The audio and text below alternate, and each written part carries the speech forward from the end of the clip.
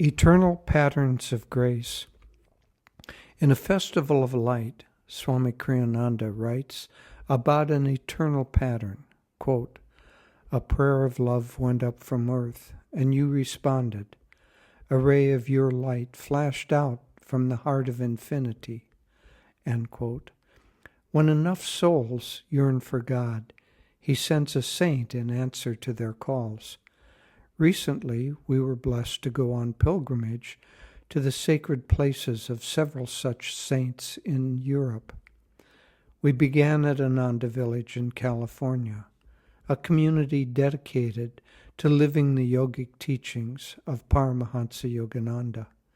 From there, we traveled to Ananda Europa, near Assisi, Italy, another of Yogananda's World Brotherhood colonies.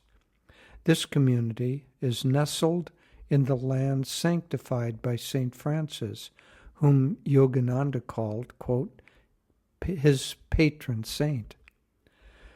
Our pilgrimage continued in Spain, where we visited the shrines of St. Teresa of Ávila and St. John of the Cross. We concluded in Seville, home to two 13th-century kings, Fernando III and Alfonso X, who almost certainly were Yogananda and Swami Kriyananda in former incarnations. On the surface, all of these saints may seem separated by time and place, but as the pilgrimage unfolded, we began to perceive a deeper, repeating pattern. A blueprint in the ether. The defining qualities of Ananda are meditation, service, and community life. Remarkably, we saw this same pattern reflected in the lives of all of the saints we visited. I am convinced that we are part of one vast spiritual family, returning again and again to seek God's light and to share it with the world. Here are a few glimpses of how these historical threads weave together. First, Yogananda explained that Jesus and Babaji guide the world spiritually. They inspired these saints and, in time, sent Yogananda to the West with teachings for this age. Secondly, Master and Swami incarnated as William the Conqueror and his son Henry to re-establish Christianity as England's faith. Third, a century later, St. Francis rekindled the spirit of Christianity, lifting it from the depths of worldliness. Next, toward the end of his life, St. Francis traveled to Spain, where he met the young prince Ferdinand. Ferdinand and his son Alfonso dedicated their lives to reestablishing Christianity in Spain. And finally, 2 centuries later, St. Teresa and St. John deepened this work, focusing on inner communion with God and the founding of monastic communities, monasteries and convents, the form best suited to their time. Saints as yogis. Striking though this history is, the spiritual patterns are even more so, and even more important. If we define yoga in its true sense, the science of union with God, then surely all of these saints were yogis. Some examples. Their lives were unconditionally dedicated to God's will. Next, they all practiced deep, one-pointed concentration on God, often including breath control and interior prayer.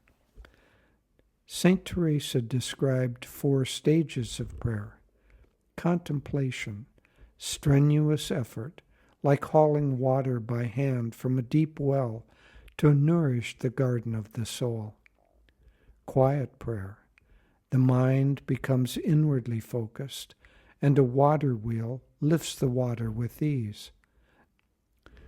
Next, union.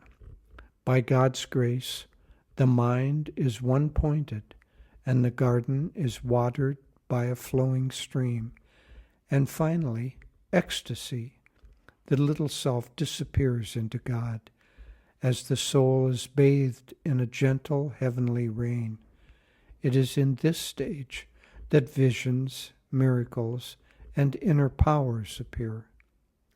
Do these not beautifully mirror Patanjali's stages of pranayama, pratyahara, dharana, dhyana, and samadhi?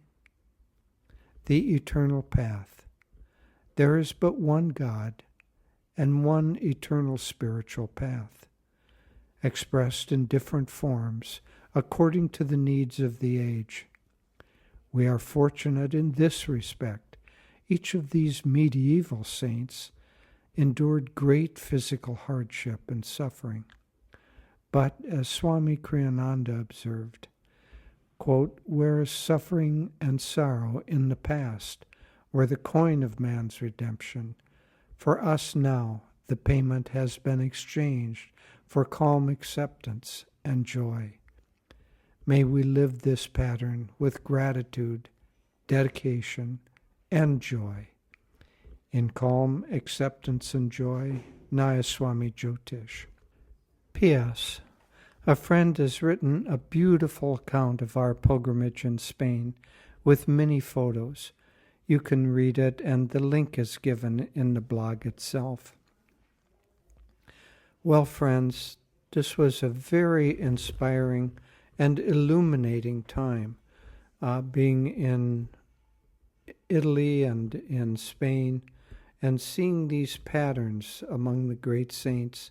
There were many more details that came out, but what was really clear is that these great saints are part of our line, part of our spiritual family, and there really is just one religion.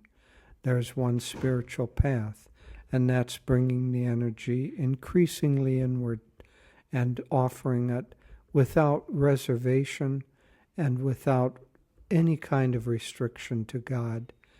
The essential element of the spiritual path is to dissolve the ego, the delusion that we're separate from God. And there are outer paths of ceremonies and rituals, but the inner path is one of deep interiorization of the consciousness and lifting it up into union with God. And each of these great souls, kings and saints, exhibited that same path, lived that same path, and spread it as a part of their legacy. We are the recipients, the heirs of that great legacy, and we, at least I am, eternally grateful for having this path, having these great saints as models for our thinking and our behavior, and having each other, a wonderful sangha of community of those seeking God together. God bless you.